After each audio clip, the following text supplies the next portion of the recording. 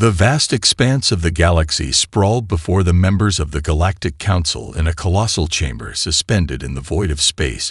The alien representatives from different species sat around a circular table. Their faces were masks of calm, but beneath that calm an undercurrent of tension pulsed through the room. All of them were aware that something was changing, but none could pinpoint exactly what it was. Zeroth, the leader of the Orvani, a race known for their immense longevity and wisdom, stood before the council, his voice deep and resonant. His eyes locked onto the assembled beings as he began to speak.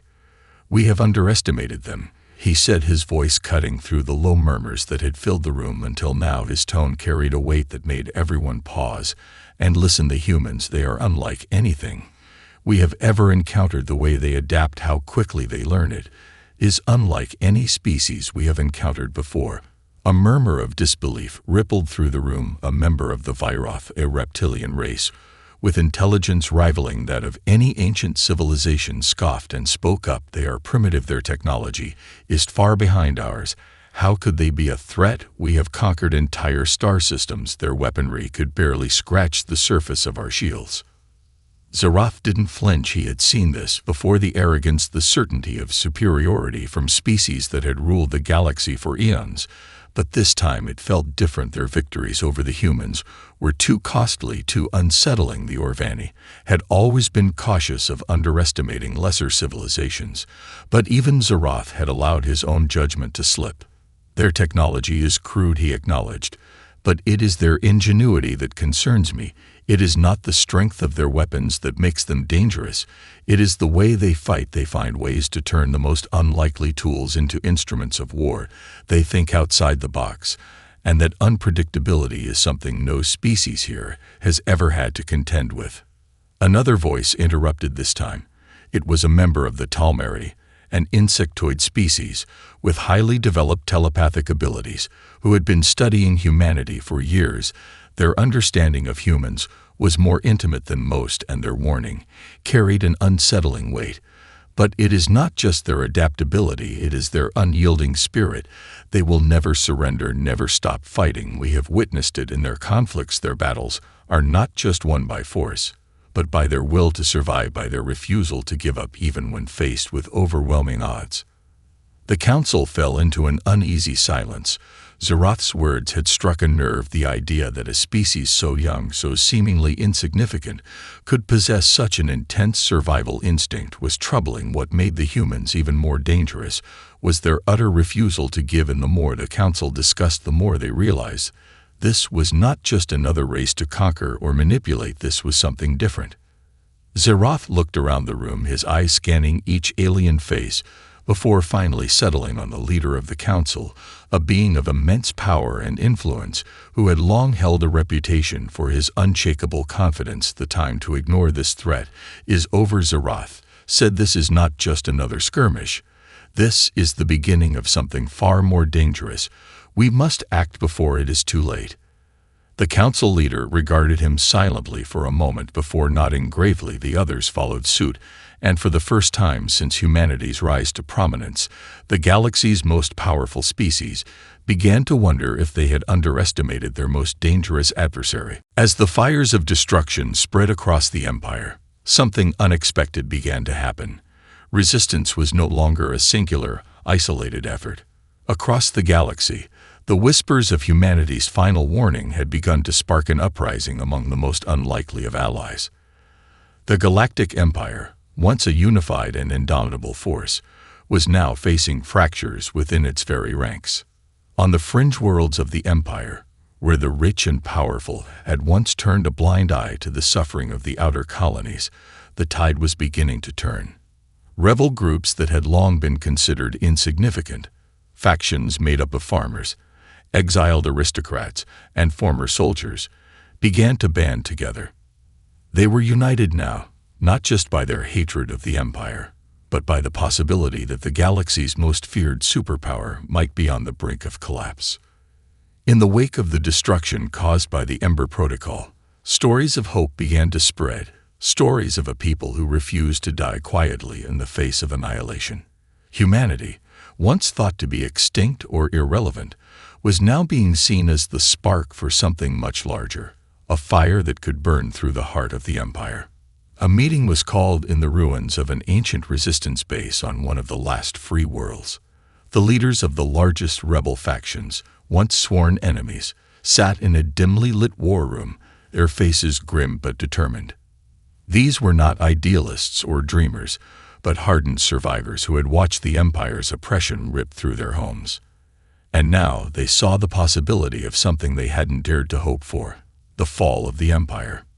An old rebel leader named Varric, who had once fought alongside the remnants of the human military before being abandoned by the Empire, stood at the head of the table. His voice was rough from years of battle, but it carried weight. "The Empire has made a mistake," Varric said, his eyes glinting with a mixture of fear and anticipation. "They believed they could crush humanity, wipe us out completely. But they've only sparked a fire that will consume everything they've built." A young commander named Lyra, who had once served under the Empire before defecting to the rebel cause, leaned forward. Her eyes, filled with a quiet fury, locked onto Varric's. The humans didn't just send a message, they sent a warning. If they can do this, if they can wield a force like this, we have to be ready. Varric nodded slowly. The destruction isn't just random, it's calculated. The Ember Protocol is not merely a weapon, it's a declaration. Humanity's message isn't just to the Empire, it's to all of us. It's time we stop hiding in the shadows. A murmur of agreement passed through the room. For the first time, many of them understood that this was bigger than just fighting the distant enemy.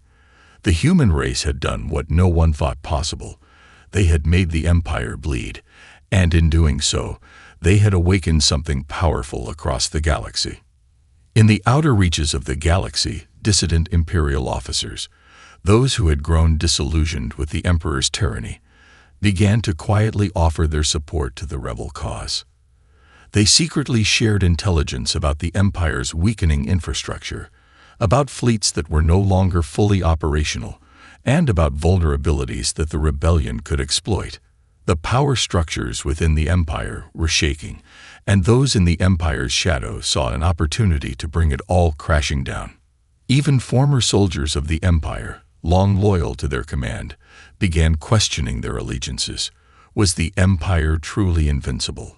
Was it worth following a system that cared nothing for the people it crushed underfoot? The destruction was too real, too close, and it made them realize that the Empire had been hiding its own weaknesses for far too long. The message humanity had sent had become the catalyst for a galaxy-wide awakening. Everywhere, from the decaying husks of Imperial stations to the hidden outposts of the Outer Rim, people were rising. They were not waiting for someone to lead them. They were answering the call of the Embers, of a force greater than the Empire's iron fist. And amidst all this, humanity stood tall, scattered but unbroken, waiting for their moment to strike. The Imperial response was swift, and it was ruthless. The Emperor, cornered and humiliated by the widespread destruction, demanded immediate action. The galaxy had already been thrown into chaos, but now the Empire would reclaim its control, or so the Emperor thought. His fury had a single target: Earth. Everything hinged on ensuring that the human threat was eradicated once and for all. They would not be allowed to defy the Empire, to rise from the ashes of their shattered world and challenge its dominion. At the Emperor's command, the fleet was reassembled, no longer a mere show of force, but a final, overwhelming surge designed to crush the last resistance in a single blow. Imperial warships, colossal and menacing, prepared for the assault. The most devastating weapons at the Empire's disposal were recalibrated and aimed at the heart of humanity's final stronghold. The planet Earth, where everything had begun, was now under the full scrutiny of the Empire's military might. Commander Vorna, the officer chosen to lead the final assault, stood on the command deck of the flagship. Ravager, her eyes scanned the vastness of space before her, watching the shimmering expanse where Earth should have been. Her orders were clear: eliminate the human threat completely and without mercy. The Emperor has ordered their extinction, Vorna said, her voice cold and detached. No survivors. As the Imperial fleet moved into position, the desperate resistance within Earth's atmosphere prepared for the final defense. The last remnants of humanity have fortified the planet, hiding beneath layers of old military installations, buried deep within caverns, and scattered across the surface. They had no illusions about the odds. Earth was no longer the thriving hub of human civilization. It was a dying planet, broken and battered, but it was still humanity's home, and it would not fall without a fight. In the final hours, Captain Surin gathered his forces, aware that the end was near. The Ember Protocol had already altered the course of the galaxy. Now, it was time for humanity to stand and fight, not just for survival, but for something far greater.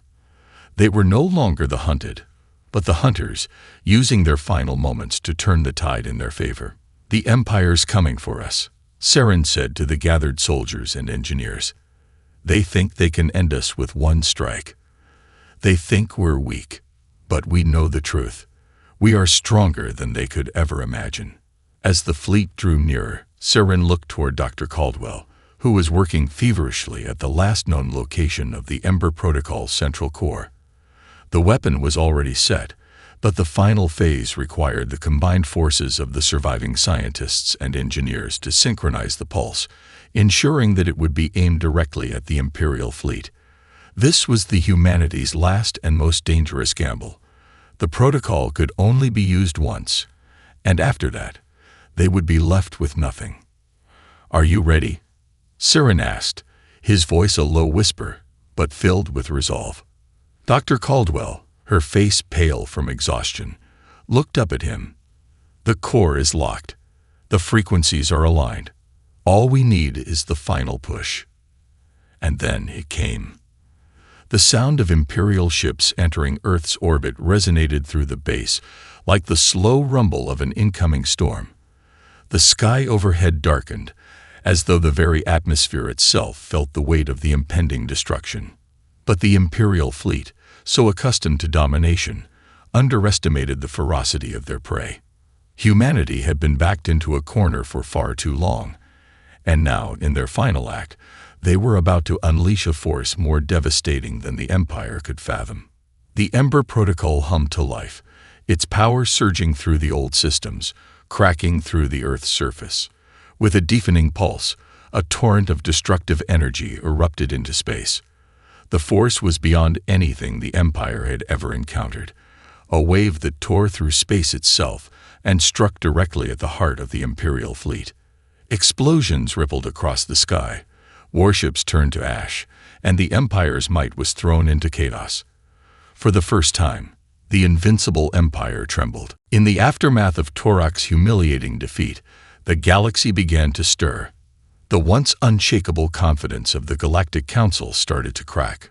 Word of the humans' victory over one of the most feared warriors in the galaxy spread like wildfire, sparking a new wave of fear and uncertainty.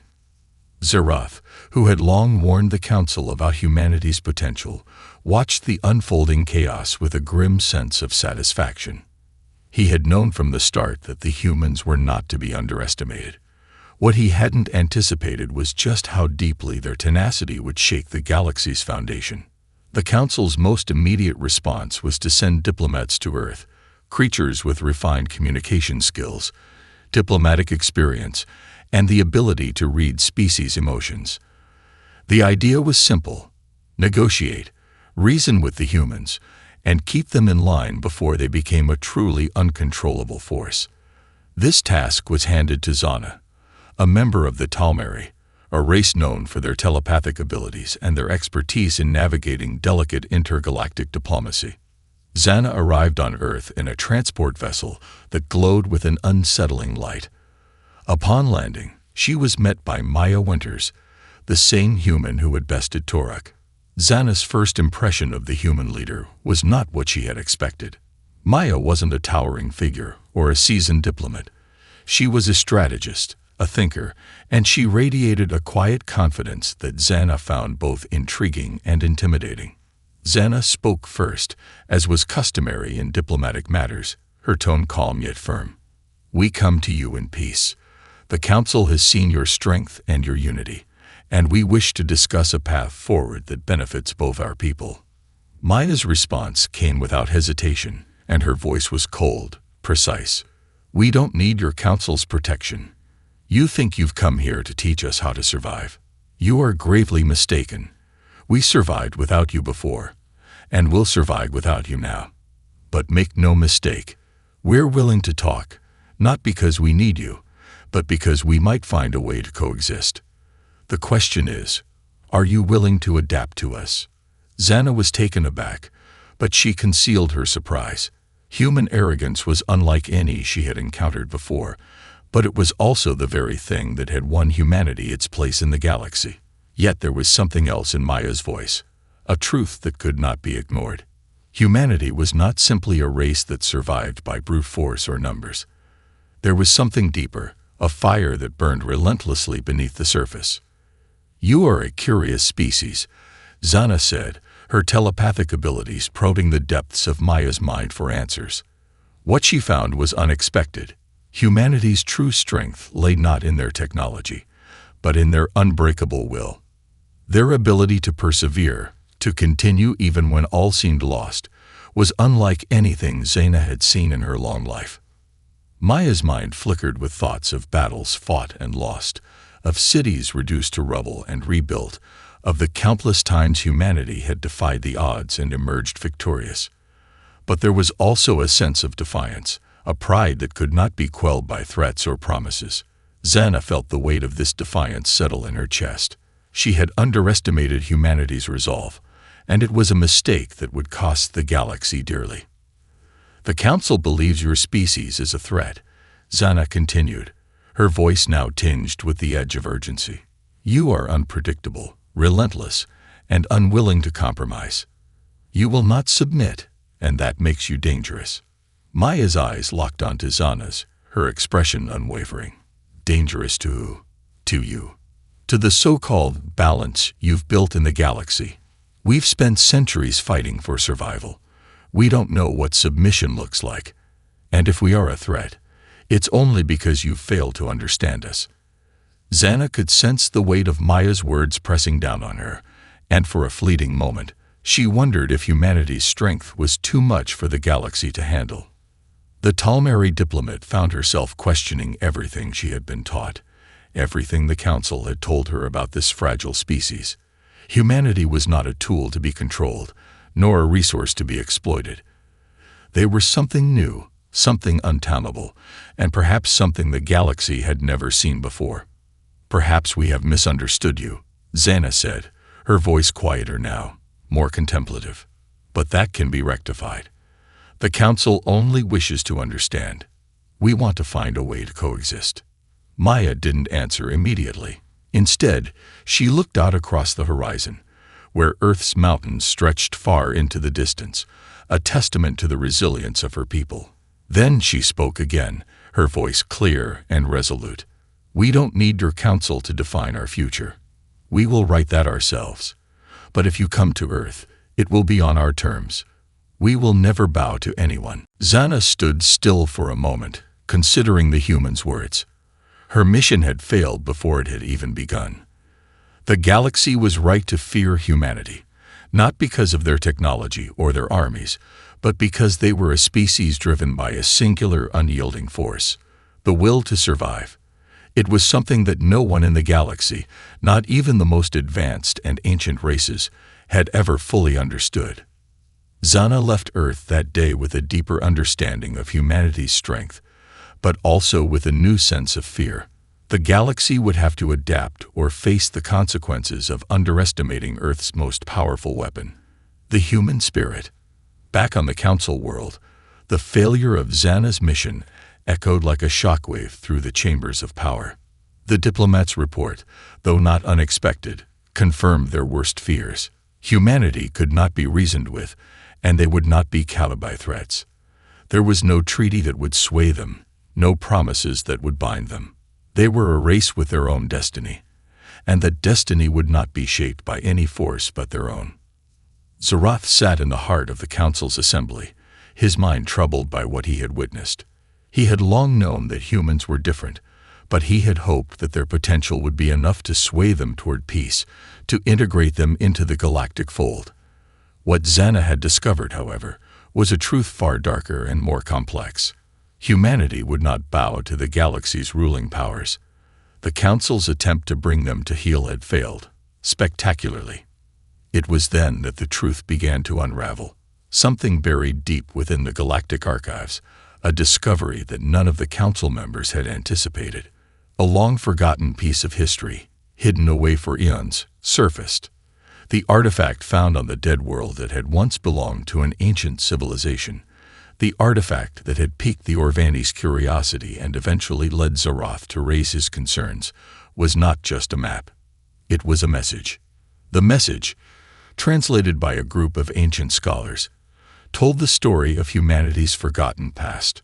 Long before Earth had been a blue and green world of simple humans, before they had known war or even the stars, humanity had been something far more dangerous. They were not a product of evolution, but a species deliberately engineered. They were designed to be the ultimate weapon, a fail-safe created by a race of ancient beings who feared the unchecked rise of any one species. These beings, whose identity had been erased by time, had foreseen a future where civilizations would rise to dominate the galaxy, where power would corrupt, and the strong would prey upon the weak. Humanity was their response to that future. The humans, by design, were to be the ultimate survivors, a species capable of adapting to any environment, any war, any weapon, and most terrifyingly, a species that would rise in response to cosmic tyranny, even if it meant breaking every known law of the galaxy. Xaroth's realization was profound. The humans were not an accident. They had been created as a counterbalance to galactic dominance, a failsafe for when the balance tipped too far in favor of the powerful. This knowledge had been hidden, intentionally buried beneath layers of time, for fear of what it could mean if other species knew the truth. Xaroth's own people, the Orvani, had kept this secret, as had the other ancient civilizations. But now, the truth had emerged, and it was far more dangerous than any of them could have anticipated. How could we have been so blind? Xaroth muttered, staring at the council members, who were equally stunned.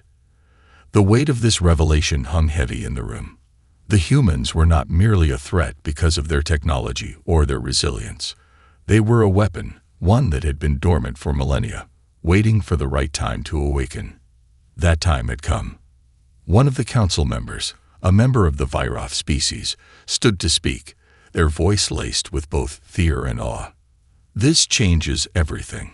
If the humans were engineered for this purpose, if they were created to counterbalance the most powerful of us, then there is no way to predict what they might do next. How can we stop them? The room fell into silence, each council member grappling with the implications of what they had learned. Humanity had been given an incredible power, a force that could either save the galaxy or tear it apart.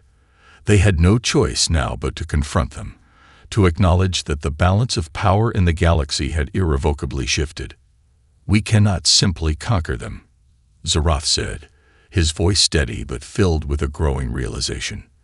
They were made for survival, and they will adapt to anything we throw at them.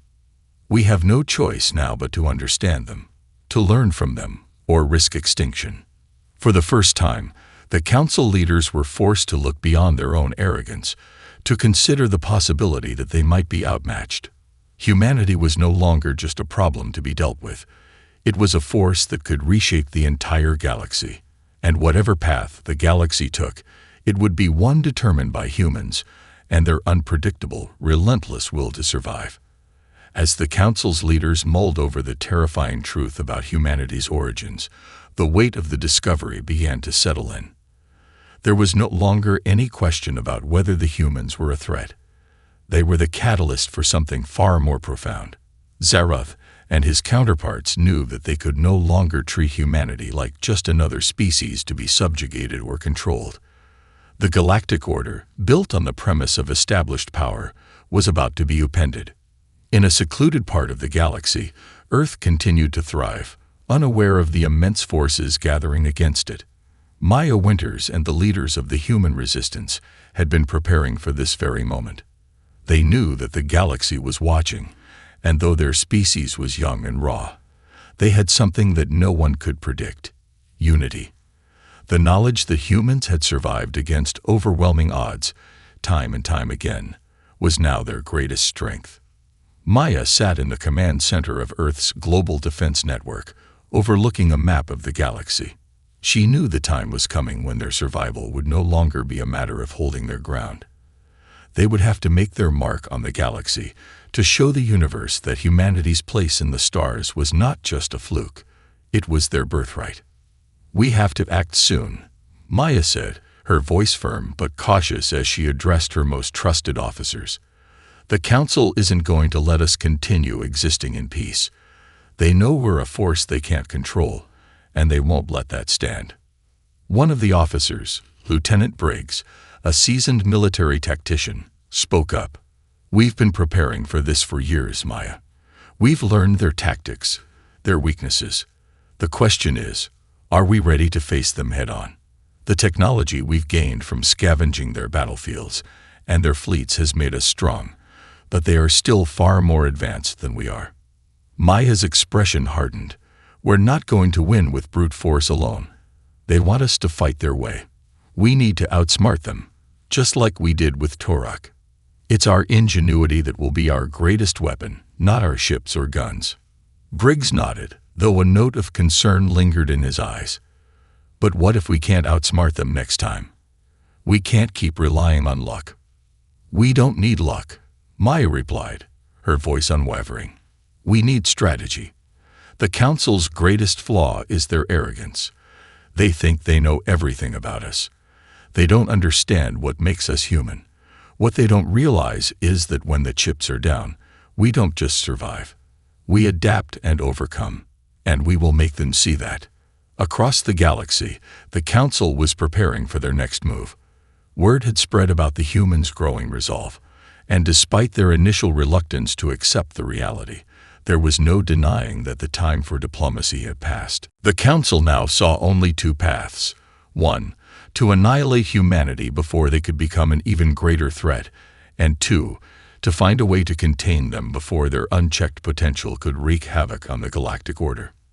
"Send the fleets," the Council leader, a stoic figure of immense power, commanded. "We can no longer afford to wait. Let humanity know that they are not above us." The fleet of warships was vast, a coalition of every major power in the galaxy. But what they failed to understand was the one thing that made humanity different: their refusal to back down. The fleet set course for Earth, a sea of ships and firepower ready to extinguish the spark of rebellion before it could catch flame. But as they approached, they encountered something unexpected. Humanity was not sitting idly by, waiting to be crushed. They had launched a counteroffensive unlike anything the galaxy had seen before. The moment the fleet arrived, Earth's defenses activated, massive energy shields that shimmered with an unearthly glow, blocking the first wave of assault. But it wasn't just the shields that surprised the Council. It was the precision of the human attacks.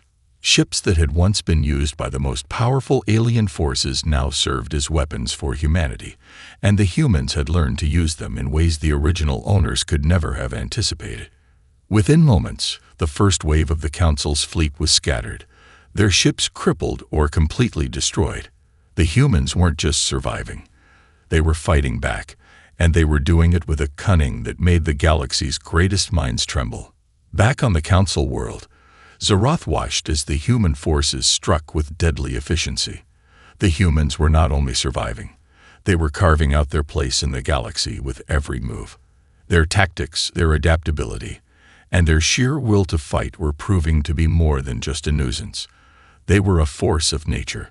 The truth had become undeniable.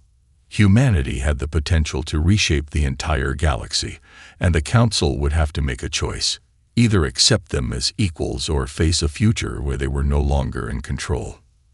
Zaroth closed his eyes, pondering the immense power of this new force.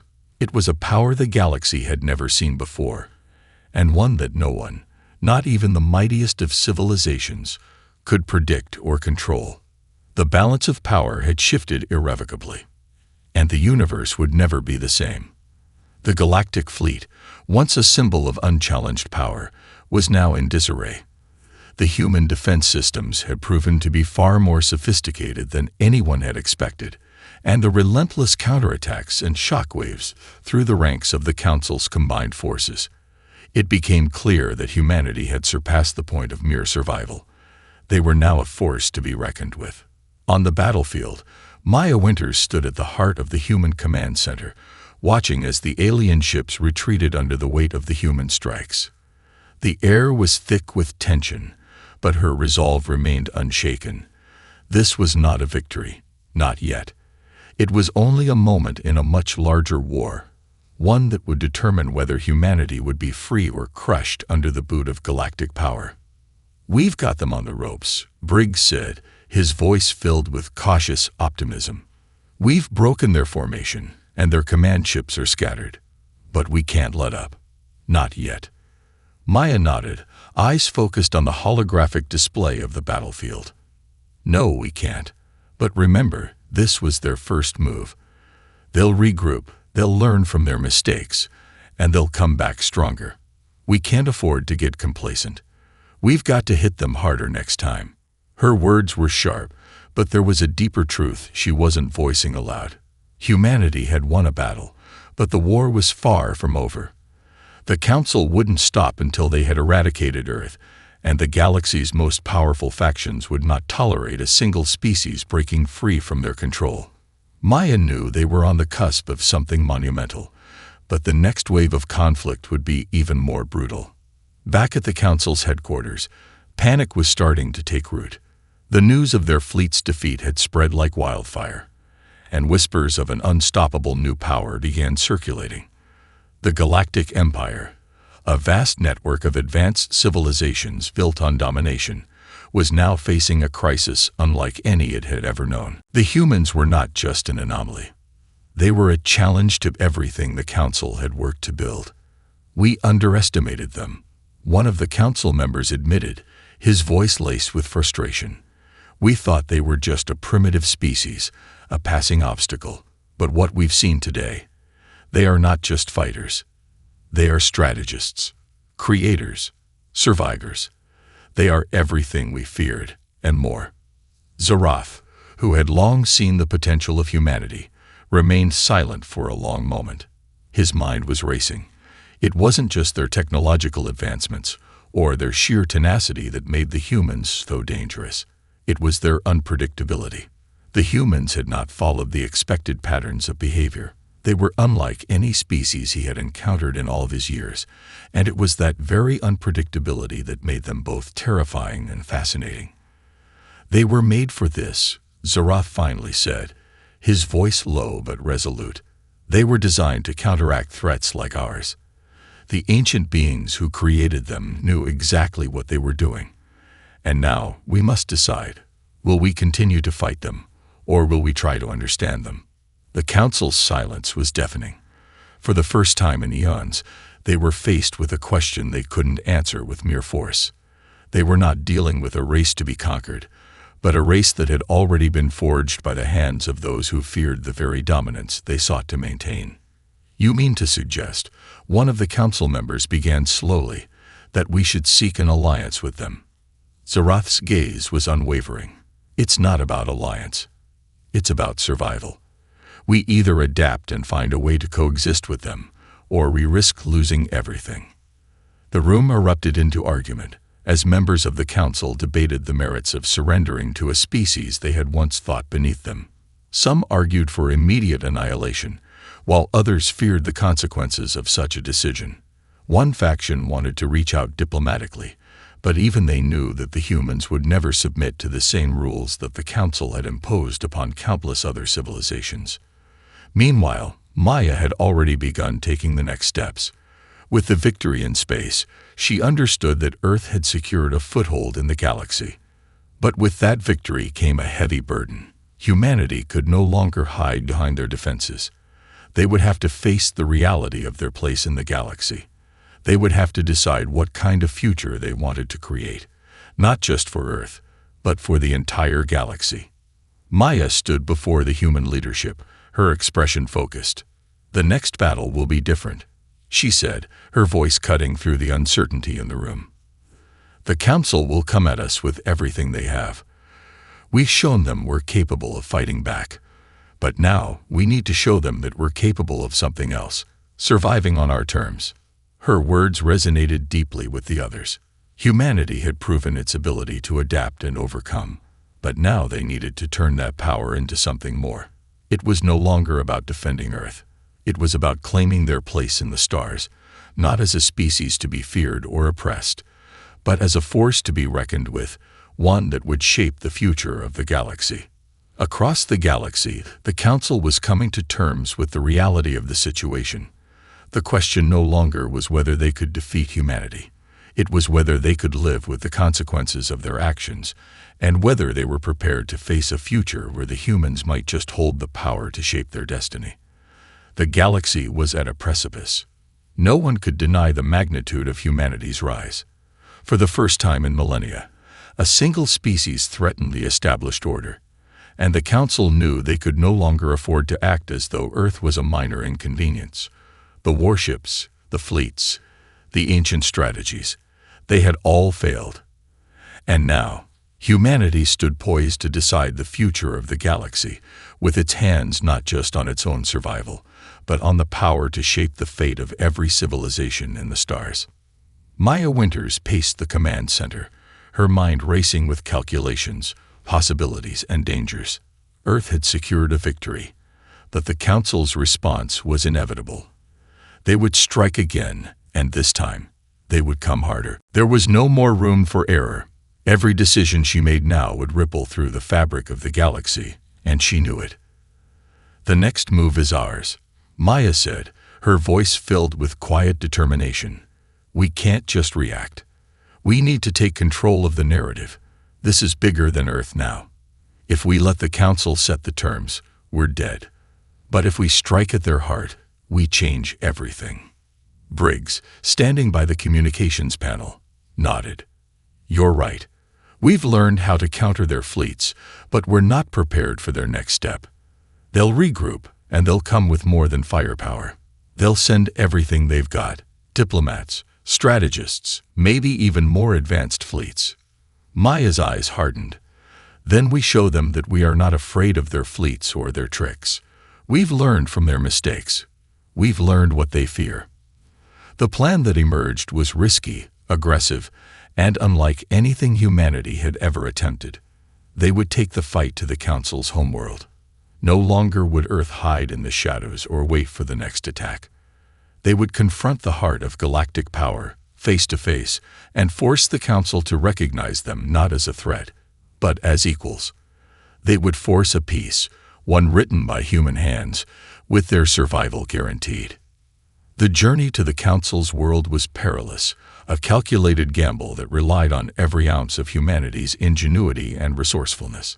It was a journey into the unknown, but Maya knew that Earth had no other choice.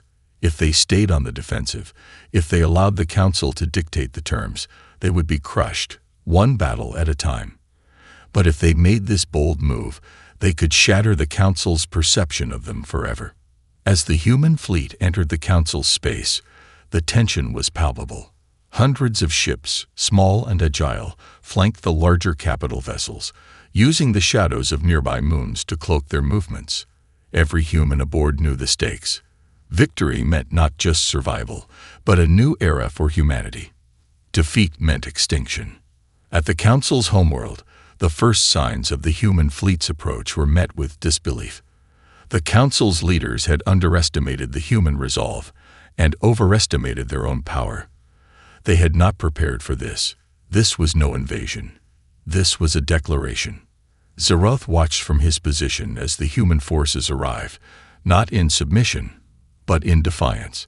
His earlier warnings had been ignored, and now the inevitable had come to pass. The humans had learned too much, adapted too quickly, and their boldness now stood before the very heart of galactic power. "We are here to speak." Maya's voice crackled through the communication channels, her words clear and unyielding. "We will not be silenced. We will not be subjugated. You will recognize us as equals, or we will force your hand." The council chamber fell silent.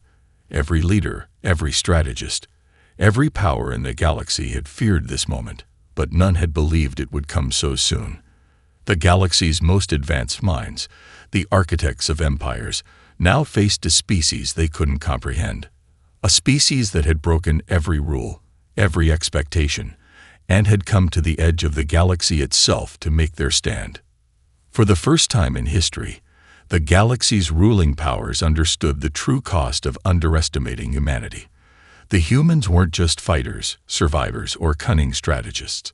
They were a force of nature, an unstoppable will that had been forged to endure, to adapt, and to rise. Xerath, standing alone in the council's great hall, took a long breath, feeling the weight of what was to come. It was no longer about military conquest. It was about acceptance. The balance of power had shifted, and humanity would no longer be a minor player. The question remained, would the galaxy learn to live with humanity, or would they be the ones to pay the ultimate price for their arrogance? The galaxy was changing, and the age of human dominance had only just begun.